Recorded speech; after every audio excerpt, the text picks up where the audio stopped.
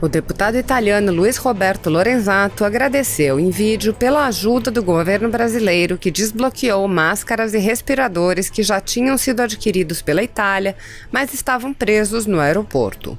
O deputado agradeceu ao presidente Jair Bolsonaro e aos seus ministros pela solidariedade. Lorenzato afirmou que o Brasil é o primeiro país que não virou as costas ao seu país. Assista. 21 de março de 2020. Eu sou o deputado italiano Luiz Roberto Lorenzato, membro da Comissão de Relações Exteriores da Itália e presidente da sessão interparlamentar do Congresso Italiano com o Congresso Brasileiro. Ontem o embaixador da Itália, Francesco Azzarello, me pediu a minha interferência junto ao governo brasileiro para tentar desbloquear uma aquisição do governo italiano de 2 milhões de máscaras, aquelas mascarinhas para uso hospitalar e também 50 ventiladores para as UTIs na Itália. Esse material estava bloqueado no aeroporto de Guarulhos para embarcar no voo da Itália. Devido ao novo decreto, nada mais é possível exportar com relação a produtos, gêneros para o combate do Covid-19. Entretanto, eu telefonei para o ministro das Relações Exteriores, Ernesto Araújo, que prontamente ativou por questões humanitárias, porque o Estado italiano já havia comprado as máscaras, que acionou também o querido ministro Mandetta, que está fazendo um grandíssimo trabalho, bem como o ministro Onyx Lorenzoni, e sem dúvida alguma o empenho pessoal do meu colega, presidente da Comissão de Relações Exteriores, Eduardo Bolsonaro, que levou o meu áudio, os meus apelos ao presidente Jair Bolsonaro. O presidente autorizou o embarque das 2 milhões de máscaras para o nosso povo na Itália. Agradeço ao presidente Bolsonaro, a todo o governo, Brasil e Itália de mãos dadas para um futuro melhor. Em breve passaremos por tudo isso. Obrigado, presidente Bolsonaro, obrigado a todo o povo brasileiro. A Itália, se puder, retribuirá com todo amor e carinho, porque o Brasil é o primeiro país que não virou as costas para a Itália. Muito obrigado pela presença, tendo em vista, obviamente, a situação em que o nosso Brasil se encontra. O momento é de união de todos nós, classe política, governadores, prefeitos, demais autoridades, em especial o setor produtivo, que agora se faz presente nessa videoconferência. Como diz o nosso ministro da Saúde, podemos ter alguns meses bastante difíceis pela frente e há mais de um mês o nosso governo se prepara para essa situação. E agora muita coisa continua, obviamente, sendo colocada em prática e nos socorremos de ouvi-los para que algo que porventura não esteja feito de acordo com o pensamento de cada um de vocês, nós podemos redirecionar uma coisa ou outra e buscarmos aqui, então, mitigar os problemas que esse vírus pode ocasionar nos brasileiros. Nós temos que correr com muita coisa, mas, obviamente, temos que ter responsabilidade e fazer isso tudo em cima de um planejamento. A economia não pode parar. Afinal de contas, não basta termos meios se não tivermos como levá-los ao local onde será usado, bem como os profissionais têm também que se fazer presente nesses locais. Os empresários não podem parar, porque precisamos produzir muita coisa e não é apenas um centro de produção. Um simples remédio envolve vários outros setores para que ele seja feito, embalado, condicionado e transportado. A nossa economia também não pode parar no tocante à produção de alimentos e esta área é muito grande. Não procede algumas decisões isoladamente sendo tomadas pelo Brasil por outras autoridades em fechar aeroportos, em fechar estradas, quer sejam federais ou estaduais, porque agindo dessa maneira, nós, além de levarmos pânico, a uma situação que requer de todos nós cabeça no lugar e muita frieza para lidar com este problema. Algumas medidas foram tomadas pelo governo.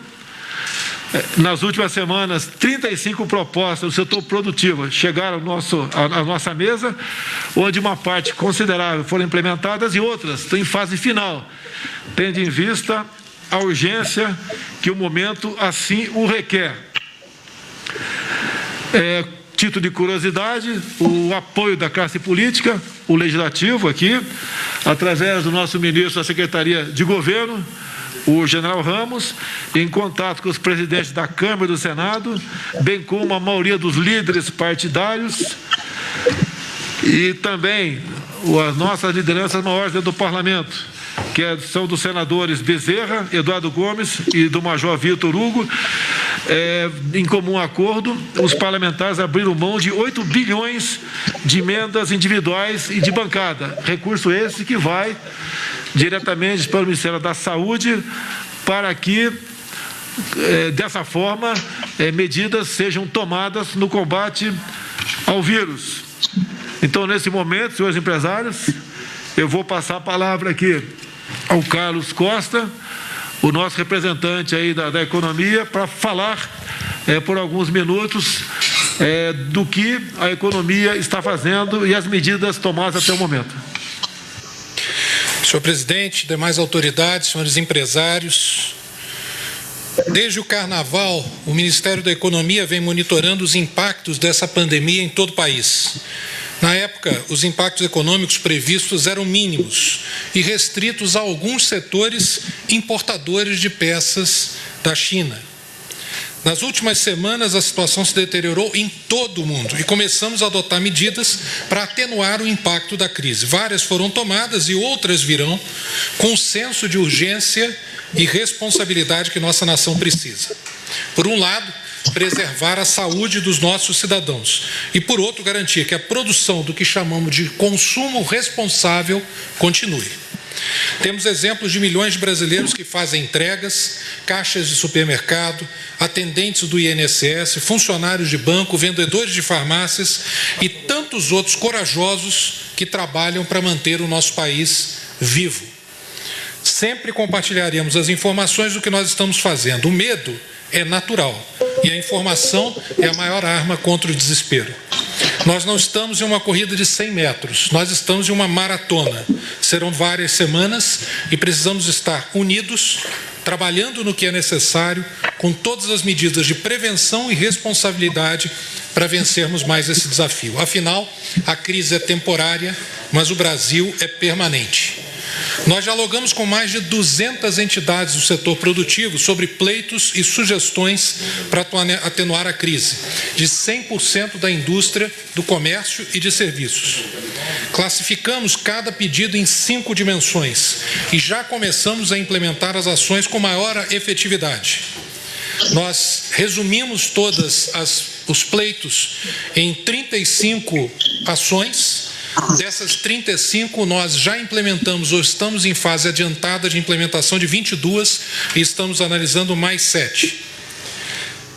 Essas 5 dimensões foram fôlego ao fluxo de caixa, manutenção da oferta de bens e serviços, desburocratização urgente, flexibilização trabalhista emergencial e preservação do consumo responsável.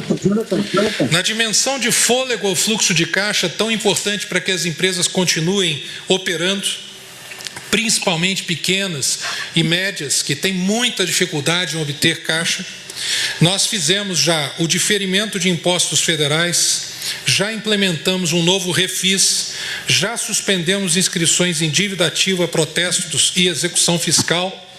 Estamos em fase de implementação da redução das contribuições do Sistema S, novas linhas de crédito em condições especiais, oferta de garantias de vários fundos que nós estamos montando e que chegarão em breve na ponta, redução dos depósitos compulsórios dos bancos, e estamos analisando redução do IOF sobre financiamentos, Sistema Nacional de Garantias, rede cambial e ampliação do acesso ao crédito do BNDES por meio das fintechs.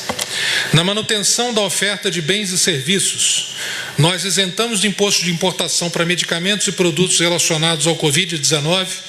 Estamos em fase adiantada de implementação da continuidade dos serviços aéreos com medidas fortes, fast track de registro da Anvisa, várias medidas do Inmetro e elaboração de medidas setoriais para os setores mais avançados que nós divulgaremos até segunda-feira, tais como bares e restaurantes, turismo e vários outros.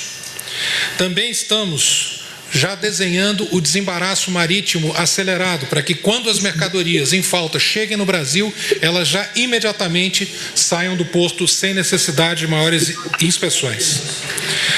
Na dimensão de desburocratizações, nós já estamos em fase de implementação, de antecipação de recebíveis dos contratos que as empresas têm com a administração pública para gerar caixa, ampliação do prazo para exames ocupacionais obrigatórios, suspensão de registros e da atualização de dados das obrigações acessórias e obrigatórias. Estamos avaliando a prorrogação do prazo para praticamente todas as obrigações acessórias das empresas. Na frente trabalhista, estamos já em fase de implementação, redução negociada da jornada de trabalho, programação de férias sem necessidade de aviso prévio, um dos pleitos mais importantes do setor produtivo, ampliação do banco de horas, redução de exigências para teletrabalho, alteração de horários de trabalho, tornando mais flexível a entrada e saída, abatimento das férias dos dias não trabalhados por falta de demanda, permitir afastamentos sem vencimentos e evidenciar na lei que o Covid-19 não é doença de trabalho. Na preservação do consumo responsável, já está implementada a antecipação do 13º para aposentados e pensionistas. É importante a gente manter a renda das pessoas para que elas consigam comprar aquilo que nós chamamos de consumo responsável. Estamos também já implementado a pausa de até 2 prestações de qualquer financiamento habitacional, capital de giro, consignado, crédito pessoal e micro e pequenas empresas. Fase avançada de implementação, antecipação do abono salarial para junho, reforço do Bolsa Família, auxílio emergencial de R$ 200 por 3 meses para informais, desempregados e MEI, e transferência de valores não sacados do PIS/PASEP para viabilizar a liberação de FGTS. Além disso, estamos monitorando em tempo real os vários setores. Gostaria de agradecer a vários dos senhores, as associações aos que os senhores pertencem, pela colaboração nesse momento, e faremos, a partir de agora, coletivas semanais na sexta-feira, com todas as ações que estão sendo analisadas e realizadas pelo Ministério da Economia que tenham impacto nas empresas. Nós, assim, começamos, nos próximos dias, a sermos ainda mais cuidadosos com os setores que são muito afetados. O momento é de união, como o presidente falou, muitas vezes setores que parecem não ser essenciais, em um momento em que nós temos uma crise que dura mais de um mês, podem ser fundamentais. Os setores de plástico, automobilístico, químico, transporte público e outros importantes estão na cadeia de fornecimento de alimentos, de água, de esgotos, de eletricidade, de medicamentos e de outras necessidades básicas. As pessoas precisam chegar no seu espaço de trabalho com segurança, com saúde, e nós estamos certos, como o nosso presidente falou, que nossos governantes estaduais e municipais serão responsáveis, assim como os senhores representantes das nossas empresas, nossos trabalhadores e servidores públicos, para manter o necessário com todas as medidas de prevenção. Nós vamos sair dessa com cicatrizes profundas, mas o Brasil e a nossa economia e as nossas empresas sairão mais fortes e solidárias. Muito obrigado.